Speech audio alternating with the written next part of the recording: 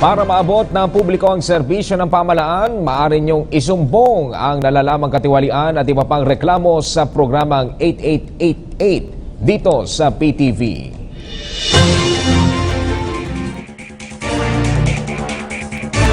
Mga kababayan, welcome sa isa namang edisyon ng Linya ng Pagbabago.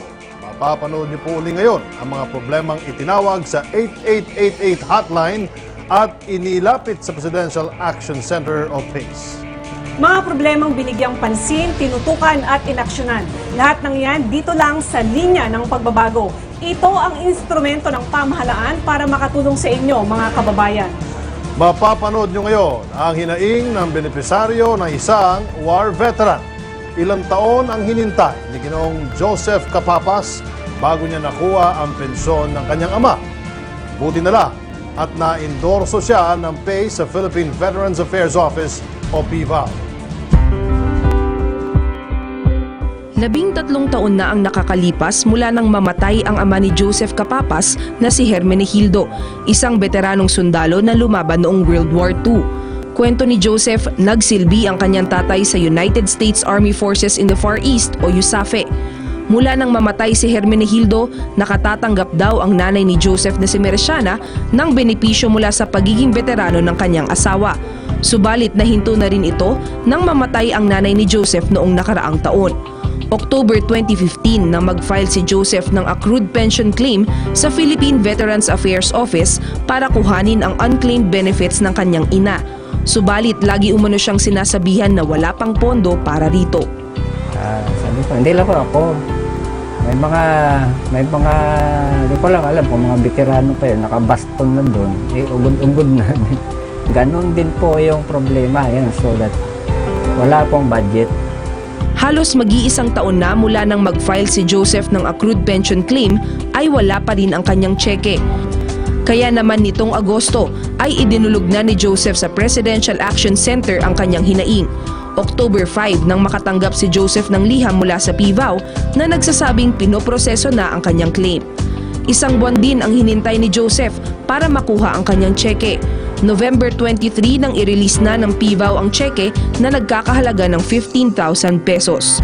Paliwanag naman ni Ferdinand Palor, pinuno ng Finance Division ng PVAO, natagalan ang pagre-release ng claim ni Joseph dahil sa kakulangan sa pondo.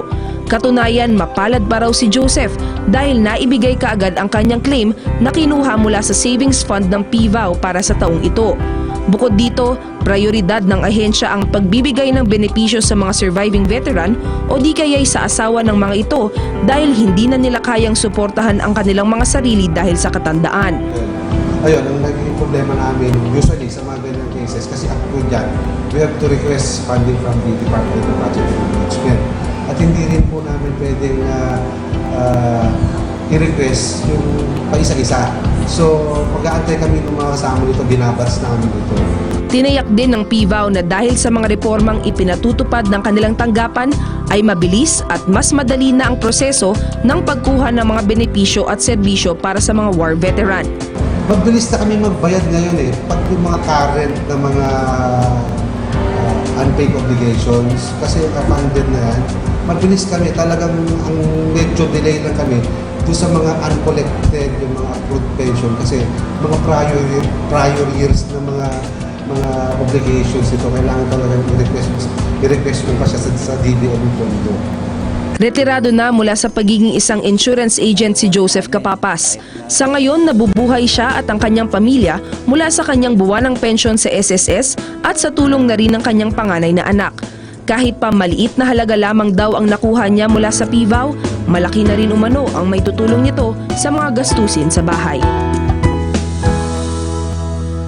Ayan, kahit taon na ang binilang ni Ginoong Capapas bago nakuha ang pensyon ng kanyang ama, sulit na rin ang paghihintay. Pero sa PVAO, sana mas mabilis pa po ang aksyon nyo. Kahit walang referral mula sa PACE, hindi dapat matagal ang pagproseso ng benepisyo ng ating mga veterano na nagtanggol sa ating bayan noong panahon ng gyera. Ngayon pa man, maraming salamat PVAO sa inyong pagtugon. Tinugunan din ang kahilingan ng isa nating kababayan na bumiyahe pa papunta dito sa PACE sa Malacanang mula sa Tuguegarao City. Humingi ng tulong pinansyal si Hilario Tumaliwan para sa mga gamot ng kanyang tatay na si Ginoong Pedro Tumaliwan na nabulag. 70 taong gulang na si Mang Pedro, kaya hindi na kayang operahan. Patuloy na gamutan na lang ang kanyang kailangan. Inirefer ng PACE sa DSWD Region 2 ang hiling ng mag-amang Tumaliwan noong September 28. Agad namang nagbigay ng kasagutan ng DSWD Region 2 at sinabi sa kanilang sulat sa PACE na patuloy nilang sinusuportahan ang mga gamot ni Mang Pedro mula pa noong November 2015 hanggang sa kasalukuyan. Saludo kami sa inyo, DSWD Region 2 sa pangunguna ni Regional Director Ponciano Condoy. Maraming salamat po sa inyong walang patid na pagtulong sa ating kababayan na nangangailangan ng ayuda. Bukod sa walk-in complaints, inaasikaso rin ng PACE sa mga email at sulat na pinapadala sa kanila. Isa rito ay mula sa Visayas. Idinulog ni Catherine Ann Marzo ng Antiquera, Bohol ang kanyang hinaing sa pamagitan ng pagpapadala ng liham sa ating Pangulo. Sabi ni Catherine sa kanyang sulat, dati siyang guro sa isang private school sa Bohol pero nang lumindol noong 2013. Nawalan sila ng tirahan kaya sa kalye lang sila tumira ng medyo mahabang panahon. Nagkasakit siya at pinayuhan ng doktor na tumigil muna sa pagtuturo. Pero dahil sa kakulangan ng panggastos sa kanilang pamilya, minarapat niyang magtrabaho uli nung umayos na ang kanyang kalusugan. Nakapagtrabaho siya sa Alternative Learning System ng DepEd sa Bohol pero June 2015 hanggang March 2016 lang ito. Kaya humingi siya ng endorsement sa PACE para mabigyan ng trabaho sa pampublikong paaralan sa Bohol dahil qualified naman siya. Nang ma-refer siya ng PACE sa DepEd Region 7 noong July 29, agad tumugon ng School Division Superintendent ng Bohol at kinuha na siya bilang Teacher 1 at regular permanent pa ang kanyang status. Wow! Congratulations sa iyo, Catherine Marzo! Alam naman nating dakila ang pagiging guro at hindi matatawaran ng kanilang effort at pagmamahal sa kanilang profesyon. Kaya maraming salamat sa DepEd Region 7, particular sa Division of Bohol. Thumbs up sa inyo, Boholanos! Mula Luzon at Visayas, dumako naman tayo sa Mindanao. Ang letter sender ay si Ginang Rosemary Colonia mula South Cotabato na problemado sa kanyang hospital bills. September 14, 2016, na matanggap ng PACE ang sulat ni Ginang Colonia na humihingi ng tulong pinansyal dahil sa maaari siyang maharap sa kaso matapos magbigay ng ultimatum ang pribadong ospital kung saan siya na-confine ng isang buwan. Yan ay noong Abril at umabot sa 163,304 pesos ang kanyang hospital bill. Nang mag-expire noong Mayo ang kanyang mga promissory note, nagpadala na ng demand letter ang ospital na kung hindi sila makakabayad ay sasampa na siya ng kaso. Dahil dyan, humingi ng tulong sa PACE si Ginang Colonia. Walang-wala kasi talagang kakayahang magbayad ang kanyang pamilya. Inirefer ng PACE sa Municipal Social Welfare and Development o MSWD ng Bayan ng Santo Niño ang problema ni Ginang Colonia. Napatunayan naman ng MSWD na wala talagang kapasidad magbayad ng pamilya Colonia kaya ginawa nila ito ng paraan. Nagbigay sila ng 75,000 pesos bilang bahagi ng pambayad sa ospital. Ang kakulangang ito ay ginagawan pa rin nila ng paraan at nakipag-usap na sila sa ospital para hindi na humantong sa demandahan ang usapin.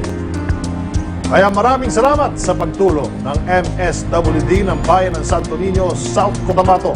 Sana maintindihan ng mga pribadong ospital ang kakayahang magbayad ng kanilang mga pasyente. Gayunpaman, salamat ulit sa solusyong hatid ng MSWD sa Santo Niño, South Cotabato.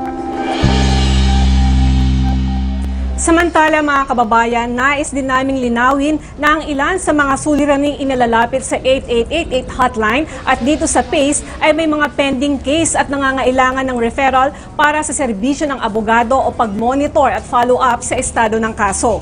Yan po ay hindi basta-basta matatalakay dahil sa technicalities ng kaso, lalo na kung hindi pa ito tapos o ongoing pa ang proceedings. Gayunpaman, pina-follow up rin naman yan ng mga tauhan ng PACE at 8888 hotline. Pero siyempre, Gusto nating magpasalamat sa ating mga kababayan mula Luzon, Visayas, Mindanao na nagtitiwala sa ating pamahalaan.